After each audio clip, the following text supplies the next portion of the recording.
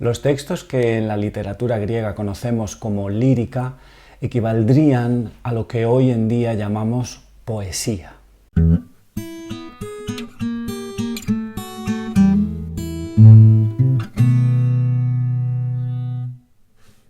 La verdad es que hablar de lírica es algo demasiado general para referirnos a la literatura griega de la antigüedad. Es un género muy complejo que abarca muchísimos textos y que abarca además también un larguísimo espacio de tiempo. En un espacio tan breve como el de un vídeo explicativo o divulgativo como este, no podemos hacer más que trazar un panorama y no se puede profundizar.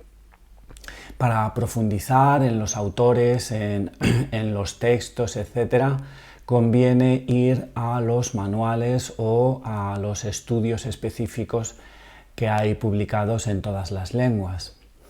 Pero intentaremos hacer un vídeo en el que más o menos quede claro el concepto de poesía griega lírica en la antigüedad. No hay un género lírico. Los griegos antiguos no entendían que la lírica fuese un género, sino que más bien es todo lo que no es lo otro, lo que no es poesía épica o lo que no es drama o lo que no es historia, etc., y está escrito en verso, pues mucho de ello se recoge en lo que nosotros llamamos la lírica.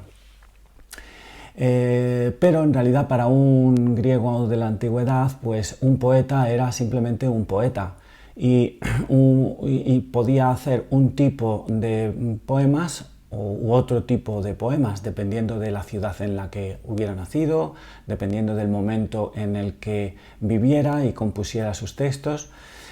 Así no había una catalogación estricta en géneros literarios tal como nosotros esperaríamos o nos gustaría para que académicamente fuera más fácil explicarlo y entenderlo. Empezaré hablando de la diferencia que hay entre el concepto de lírica en la antigüedad y en la actualidad. La lírica, la palabra lírica procede del instrumento lira y muchas veces se dice la poesía lírica es aquella que se canta o se recita con acompañamiento de una lira, un instrumento de cuerda que normalmente era una lira o algo similar. Pero también se solían emplear instrumentos de percusión y instrumentos de viento como flautas de distintas clases. Esto es algo anecdótico, que se utilice un instrumento u otro, pero sí que nos tenemos que fijar en el hecho de que para la poesía lírica es imprescindible entender que es un texto cantado. La mayoría de los textos de los que vamos a hablar en este vídeo son textos que están hechos para cantarse. Lo que ocurre es que nosotros hemos perdido por completo la partitura. No sabemos no solo ya la melodía de uno u otro texto, de un poema o de otro poema, es que no tenemos ni idea de cómo era la música de aquella época. Se han hecho aproximaciones, hay quien se arriesga a decir, a señalar algún tipo de música que podía ser la que acompañara a esos textos, pero lo cierto es que no sabemos nada de nada. Quizá lo más acertado es lo que proponen algunos que piensan que mirando en la poesía, en la canción griega tradicional, en la actual, en la canción griega tradicional, en la más antigua, ahí se pueden ver formas, ritmos en los que podrían encajar algunos de estos textos de los que vamos a hablar. Podría ser, tampoco podemos estar en absoluto seguros de ellos porque no ha quedado absolutamente nada de esa música. La lírica antigua trata de muchos temas. En la poesía actual muchas veces hablamos de una poesía íntima o una poesía de corte épico o una poesía social o una poesía satírica. Todo eso está en la lírica griega antigua. Lo que pasa es que los griegos entienden la poesía siempre, como hemos dicho, para ser cantada, y entonces las exigencias métricas, las exigencias formales, son más estrictas que la poesía actual.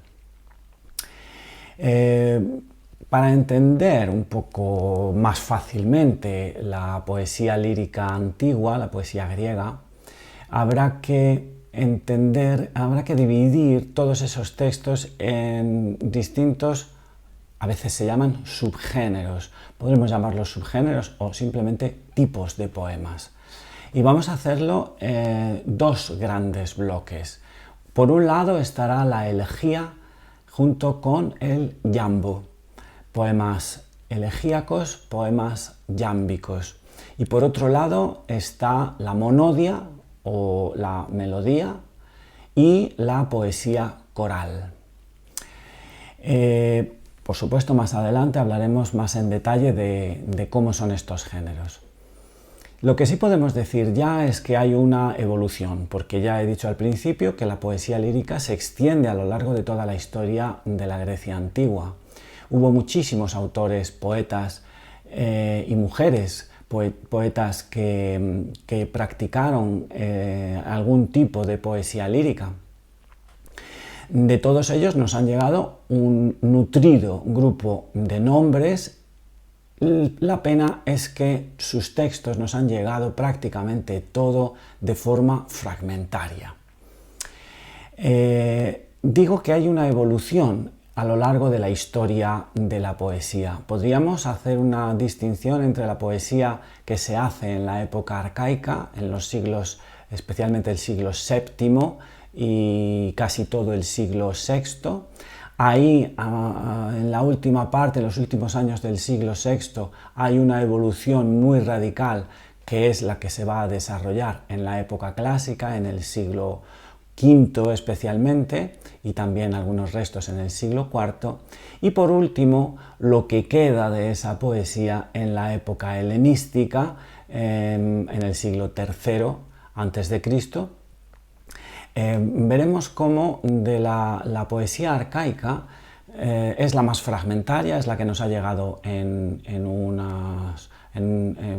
papiros, citas, notas, y de muchos poemas solamente tenemos un verso, incluso medio verso, en otros 4 versos, es muy fragmentario. Y en esta época, que es la época que nosotros consideramos de nacimiento de esta poesía lírica, hay una cercanía entre el texto, entre la canción que se escribe, que se compone, y las circunstancias históricas, sociales del autor. Así que están muy ligados la vida del autor con el texto que está escribiendo. Esto en la época clásica se va perdiendo, ya en el siglo VI, a finales del siglo VI, se va difuminando este entronque del texto poético con la circunstancia del autor, y ya en la época clásica se hace una poesía mucho más formal, mucho más preocupada de la forma, mucho más teórica, diríamos, algo más alejada de la circunstancia concreta, de la circunstancia histórica concreta, más universal, con un carácter más universal y desde luego muchísimo más compleja, con unas formas de argumentación, con unas formas de desarrollo de los temas muchísimo más impregnadas de la filosofía, de la retórica, de la argumentación. Por último, en la época helenística se abandona toda preocupación por lo externo a la poesía y lo que tenemos es una poesía puramente literaria, que es la que después va a tener una gran influencia en Roma. Cuando hablemos de estos poetas de la época alejandrina, especialmente Calímaco y Teócrito, ya veremos cómo son ellos los que inundan el panorama poético de la Roma del siglo I a.C. Pues bien, también hay que considerar en esta introducción el valor que tiene la poesía lírica para nosotros. La poesía lírica en su conjunto, es la poesía que más nos describe el mundo en el que está compuesto. Cómo sentían los griegos del siglo VII, VI, V antes de Cristo, qué sentían, qué miedos tenían, qué ambiciones, cómo se tomaban la vida. Eso está en los poemas. Por ejemplo, vemos que no todos los griegos eran heroicos. Si uno lee a Homero, le parece que todos los griegos son héroes y tienen un concepto del honor y de la patria inquebrantable. Bueno, pues resulta que unos años después, Arquíloco, un soldado y también poeta, nos hace ver que eso no es así y que junto a los soldados heroicos pues hay otros que escapan del combate, escapan de la primera línea y no les da vergüenza decirlo. O por ejemplo en las elegías de Calino, cuando anima al combate a sus conciudadanos, a los jóvenes, se queja de que están como adormecidos, de que no ve en ellos un espíritu patriótico. Es decir, que también existe, no hay una uniformidad en el mundo antiguo, pues la lírica es la que mejor nos fotografía esa sociedad, esas sociedades de las polis de la época arcaica, de la época clásica.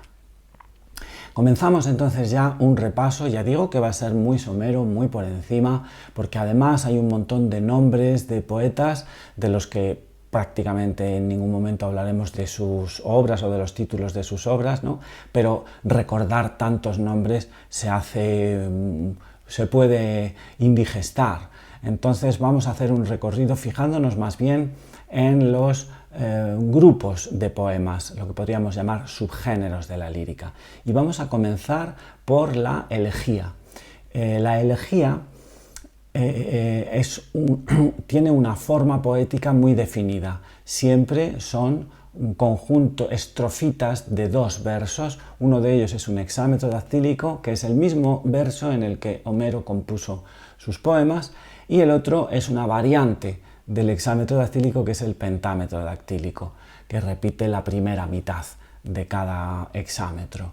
Bueno, esto ya digo que son dos versos, pero que se pueden hacer infinitos, porque se van repitiendo parejas de versos y se pueden hacer muy extensos o muy breves, como quiera el poeta y como le venga bien. Pero ¿cuál es el tema? Pues bien, el tema también es muy variado, pero en todo caso es serio. Pocas veces se hace con la elegía un poema burlesco o un poema, diríamos, para meterse con alguien. No, eso es raro, es muy raro. La elegía es siempre un poema serio, un poema en el que se pueden tratar temas políticos, se pueden tratar temas bélicos, temas sociales. Después la elegía se utiliza también para hacer la alabanza de alguien que ha muerto y que ha destacado por su conducta social o por su importancia en la sociedad, y es de aquí, de estos poemas, de los que deriva nuestro concepto de elegía en la actualidad. Cuando decimos una elegía nos referimos a un poema de luto, a un poema que se dedica a alguien que ha muerto. Bueno, esto estuvo también en la primera elegía, pero no eran los más importantes. Dentro de la elegía vamos a hablar del poeta Calino y sobre todo de Tirteo. Calino y Tirteo hacen elegía de ánimo, de exhortación al combate. Son poemas patrióticos de ánimo a los jóvenes a luchar contra el enemigo y a defender la patria. Son poemas que están muy impregnados del concepto de honor. Lo que pasa es que, por ejemplo, Calino, que es un poeta del Asia Menor, se encuentra con que los jóvenes de su ciudad, como he comentado antes, parecen adormecidos y no parece que tengan muchas ganas de salir a combatir en defensa de la patria, y en cambio Tirteo, que es un poeta espartano, pues se encuentra con lo contrario. La juventud espartana era una juventud muy, digamos, preparada para combatir y que eso lo tenían desde pequeños metido en la cabeza.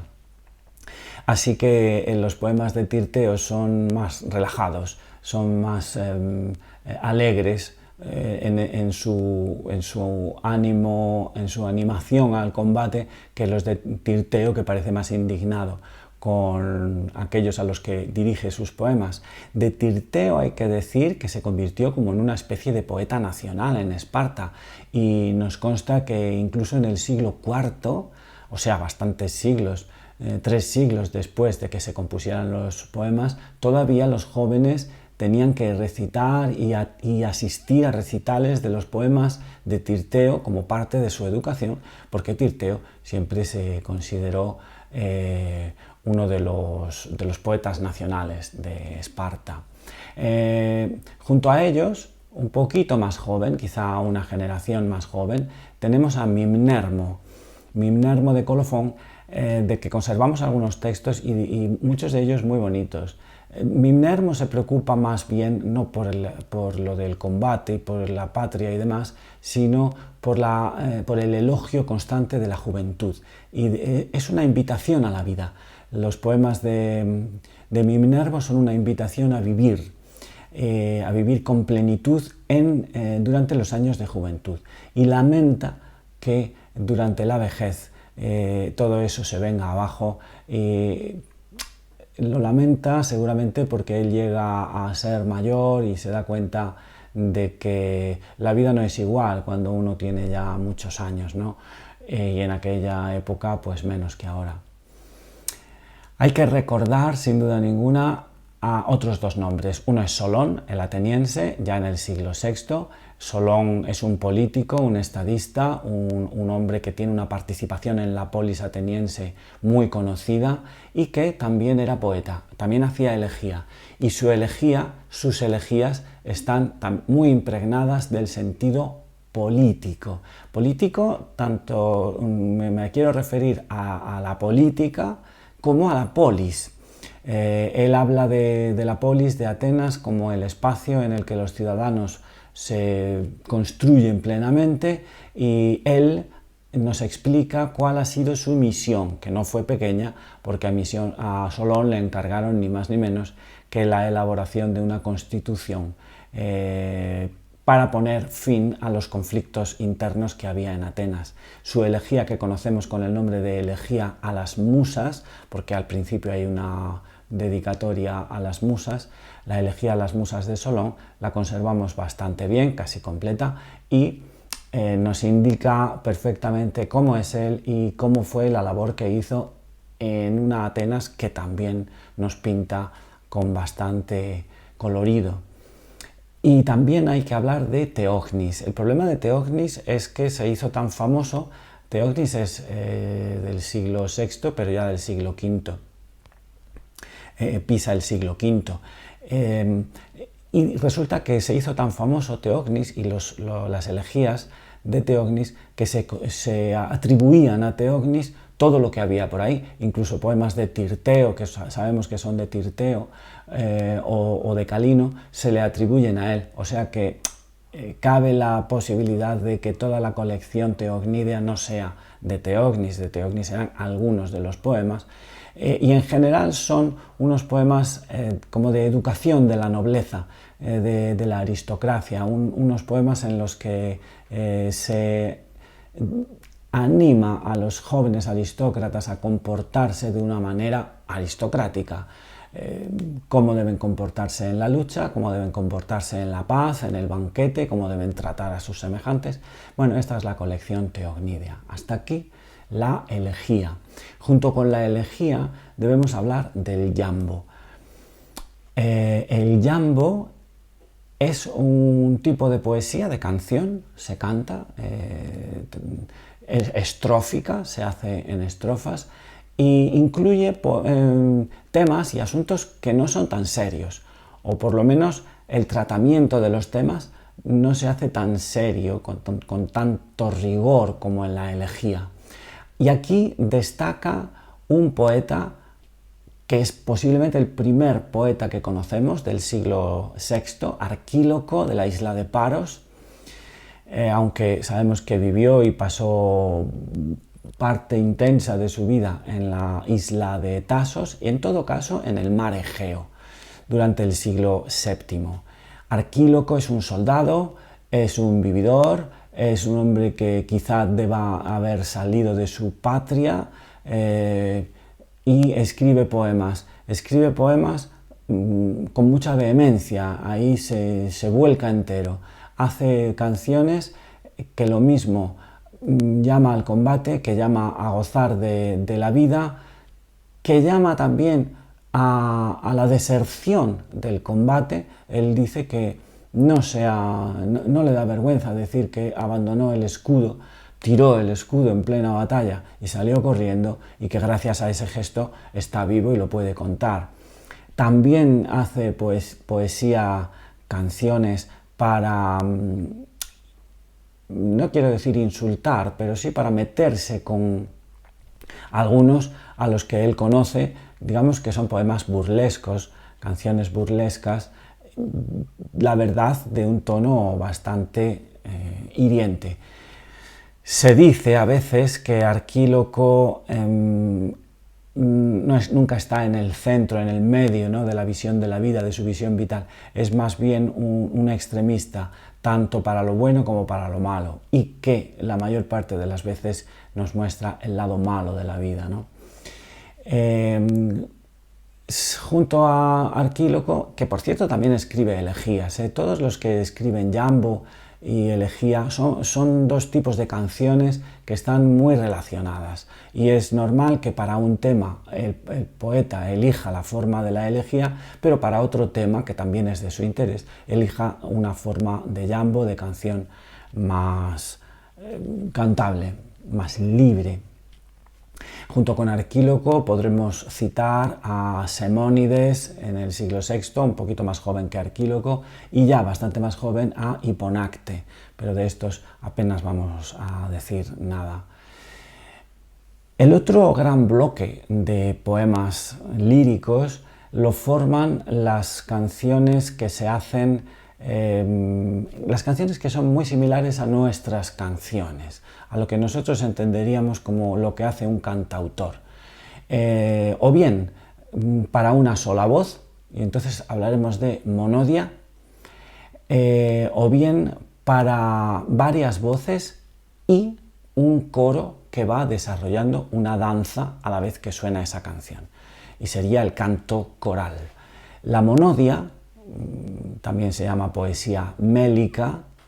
La palabra mélica viene de melos, que se podría traducir por melodía. Ahí en la palabra melodía está ese melos, ¿no? Nosotros llamamos la monodia, que significa un canto a una sola voz. La monodia se desarrolla muy pronto también, ya en el siglo VII, ya tocando también el siglo VI, tenemos en la isla de Lesbos dos ejemplos fundamentales. Uno es la poeta Safo, que vive en Mitilene, y otro es su contemporáneo, también de Mitilene, Alceo. Sin duda se conocían, ambos pertenecen a las clases aristocráticas y hacen, sin embargo, poesía muy diferente. De Safo se han dicho muchas cosas porque no entendemos bien cuál era su mundo. Ella nos hace poesía erótica, poesía amorosa, pero dirigida a otras mujeres, y pensar en la homosexualidad, pues hasta hace muy pocos años era prácticamente imposible, y entonces se buscaban muchos subterfugios para poder explicar la poesía de Safo. Como no lo sabemos, yo tampoco voy a intentar dar una explicación de cómo era la vida, pero sí los poemas. Los poemas de Safo son fundamentalmente poemas de amor y dirigidos a mujeres. ¿A qué mujeres? A amigas jóvenes. Tampoco sabemos muy bien cuál es la relación que ella tiene con estas amigas. Muchos dicen que lo más probable es que lo mismo que había fratrías, hermandades de hombres en todas las polis, en las que compartían pues momentos, aventuras, yo qué sé, todo lo que se puede compartir en una hermandad varonil, Pues en algunas ciudades había su correlato con mujeres y Safo pertenecería a una de estas hermandades de mujeres y pues lo que hacían, pues no tenemos ni idea de qué es lo que hacían, pero seguramente participaban en actividades culturales, participaban en actividades de entretenimiento y una de esas actividades era el canto. Safo sería una de las más activas miembros de ese grupo que había en Mitilene. Ya digo, de Safo conservamos algunos poemas que han pasado a la historia, porque están casi completos, que han pasado a la historia de la literatura como poesía de amor bellísima, especialmente la dedicada a Afrodita, el himno a Afrodita se suele llamar, el himno a Afrodita, o la renuncia a los grandes momentos épicos, ¿no? Algunos dicen que un ejército en marcha es lo más bello que hay, pero yo digo que lo más bello que hay es ver a la persona a la que amas, a la persona a la que cada uno ama. Este anteponer el amor a cualquier otra actividad humana la hace hacer de los textos de Safo unos textos que hayan sido muy seguidos y muy amados a lo largo de toda la historia de la literatura, y lo siguen siendo. Su compañero de ciudad y de momento, que es Alceo, tiene otra temática, a él le interesa más lo político, él está enfadado con los gobernantes de Mitilene, con los gobernantes de su ciudad, y hasta hace un poema, una canción en la que muestra su enorme alegría por la muerte de uno de estos gobernantes que eran obviamente de una facción política distinta a la que él defendía.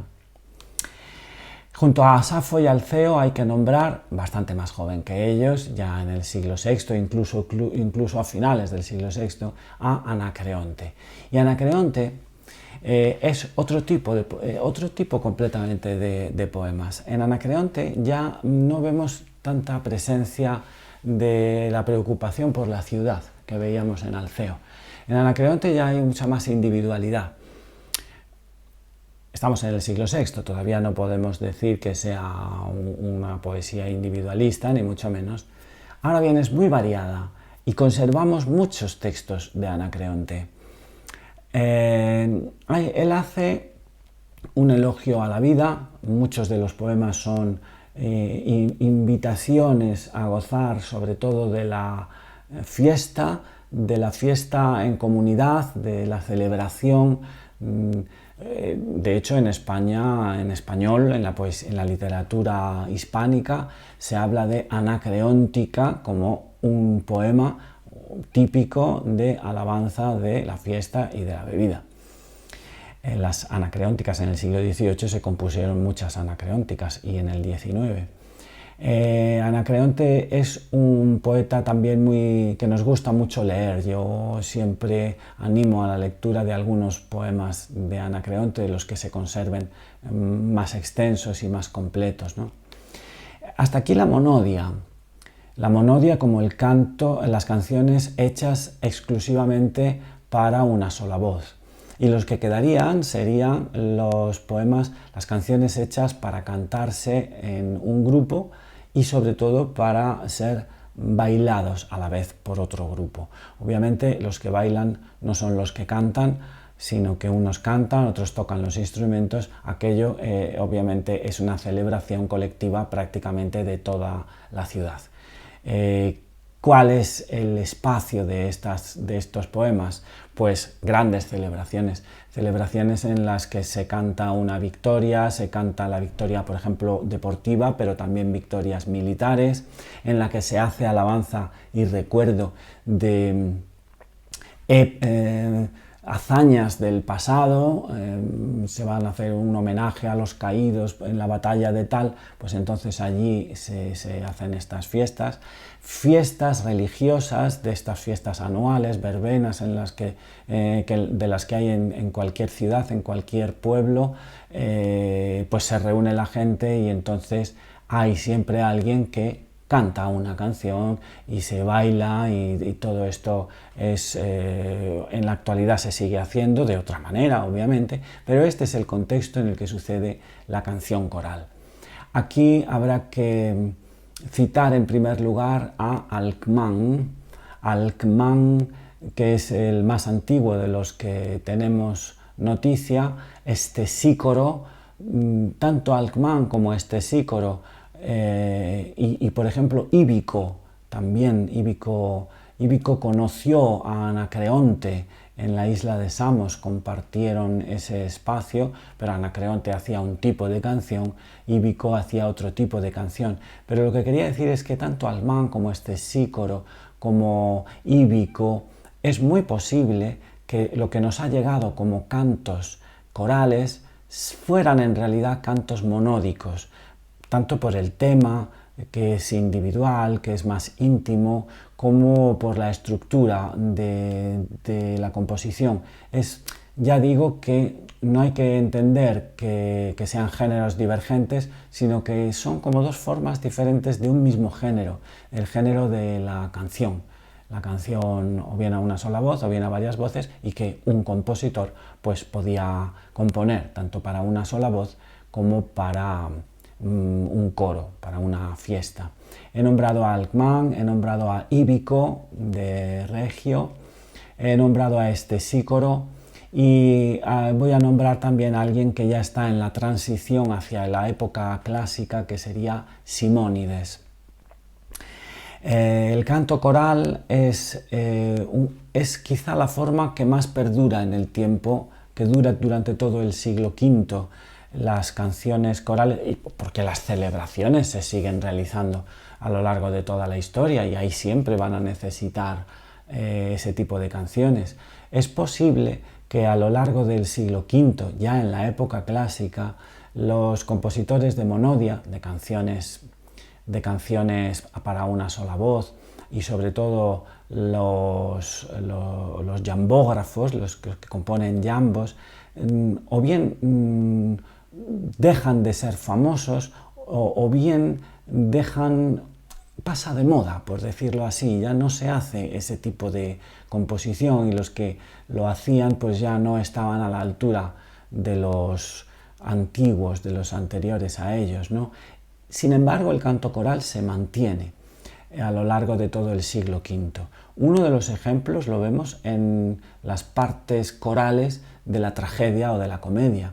La tragedia griega, Sófocles, Esquilo, Eurípides, siempre decimos hay una parte en la que los personajes dialogan entre sí y otras partes en las que el coro canta. ¿Qué canta? Esto, canta canto coral, y al fin y al cabo los poetas trágicos y cómicos lo que es imprescindible es que sean poetas de canto coral.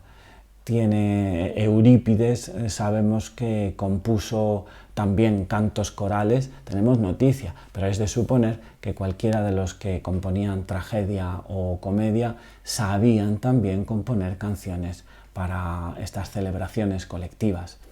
Sin embargo, de entre todos ellos, ya en el siglo V, destaca un nombre, Píndaro de Tebas, que hace una poesía completamente evolucionada, ya muy del siglo V. Es una poesía en la que las referencias a lo exterior, a lo social, han desaparecido y lo único que importa es el propio poema. Si se trata de hacer la alabanza de un atleta que ha ganado en una disciplina deportiva, en Olimpia o en Delfos o donde sea, lo importante es esa alabanza del atleta, de la polis del atleta, y ahí se incluyen mitos.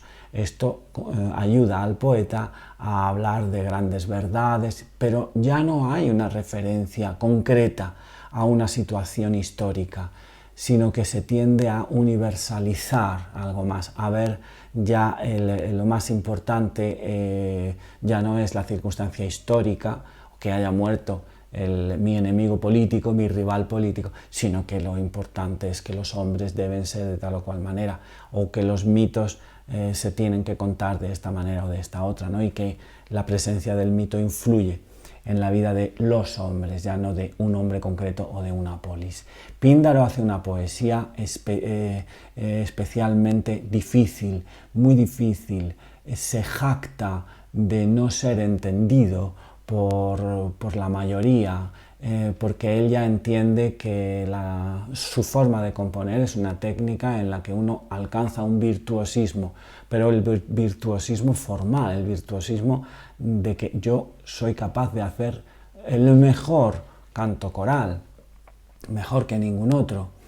Bien, posiblemente, pero ahí lo que se está perdiendo es espontaneidad, es sobre todo la intención de comunicar algo, la intención de, no sé, de transmitir algún mensaje.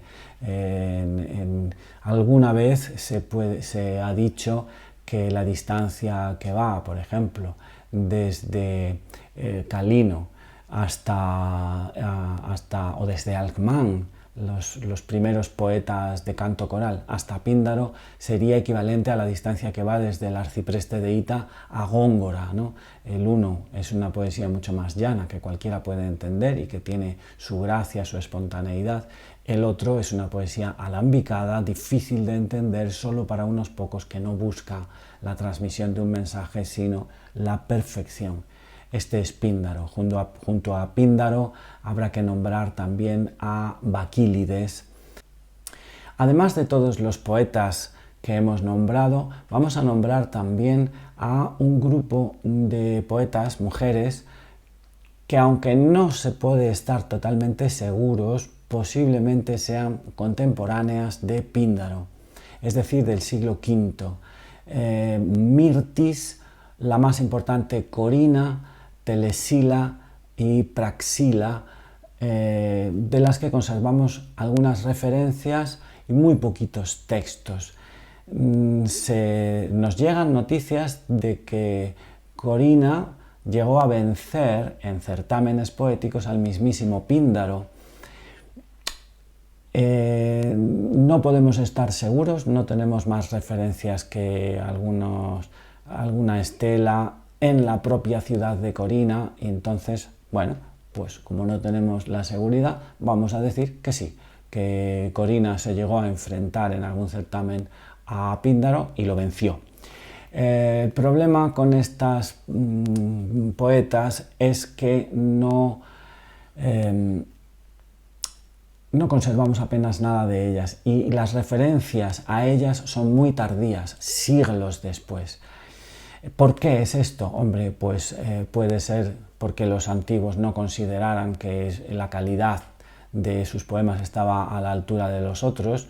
Esto pues no parece probable, porque conservamos otros poemas que tampoco son especialmente buenos. O puede ser que por el hecho de ser mujeres pues se desconfiara de ellas o no se las elogiara tanto como si hubieran sido varones. Esto es bastante más aceptable y lo más seguro es que sea así. Tenemos el ejemplo de Safo, de la que sí se ha venido transmitiendo una adoración, ¿no? Una admiración desde el siglo VII hasta hoy. Sea como sea, estas poetas del siglo V no han sido famosas y conservamos de ellas muy poco material. Por último, en la época helenística tenemos a Calímaco y a Teócrito. Calímaco y Teócrito son poetas alejandrinos, de Alejandría. Aunque no hayan nacido en Alejandría, sí que han desarrollado su actividad en Alejandría de Egipto. Y estos poetas ya no tienen nada que ver con toda la tradición anterior. Ellos hacen otro tipo de poesía mucho más libresca, mucho más erudita. Puede ser, por ejemplo, en el caso de Calímaco, que haga, pues, que intente hacer explicaciones de tradiciones, de fundaciones de ciudad en sus Aitia, por ejemplo, ¿no? Cosas mucho más elaboradas, mucho más de documentación libresca, y que luego se trasladan a un poema, que por supuesto ya no es una canción. Aquí ya nadie canta nada. Esto está hecho ya para ser leído y no para ser cantado. Es una poesía que no sale del papel. Y Teócrito es importante, es un poco más joven, los dos son del siglo III antes de Cristo. Teócrito es el que generaliza o hace más famoso el tema de la poesía bucólica, es decir, aquellos poemas largos, poemas en los que unos pastores, gente que en la realidad son normalmente gente iletrada, gente rústica, gente ruda, sin embargo, en los poemas de Teócrito se convierten en almas sensibles que lamentan uno al otro la pérdida de una muchacha amada o el desdén de la chica a la que aman. Cada uno se cuenta al otro las desgracias de su vida amorosa, ¿no? Estos poemas bucólicos son los que los romanos van a admirar más, y los poemas de Calímaco también, los poemas que más van a admirar los poetas latinos, romanos, de finales del siglo II a.C. y los del siglo I a.C. Y ahí tenemos como ejemplo pues, la poesía de Catulo y sobre todo las églogas de Virgilio, lo que conocemos como las bucólicas. Bueno, pues este sería un panorama muy rápido, muy somero de la poesía lírica griega de la antigüedad. Por resumir, diremos que hay un primer momento en la época arcaica, que es el momento de nacimiento y el más floreciente de esta poesía en todos sus géneros, que está muy vivo y que son poemas que se cantan. En el siglo V y IV, en la época clásica, esta poesía se hace bastante más intelectual, más impregnada de la filosofía y de las argumentaciones, y sobre todo sobrevive el canto coral, y ya en la época alejandrina desaparecen todas las formas antiguas y nacen otras nuevas, como la poesía bucólica, que será la que tenga más influencia y deje más pozo en el mundo romano.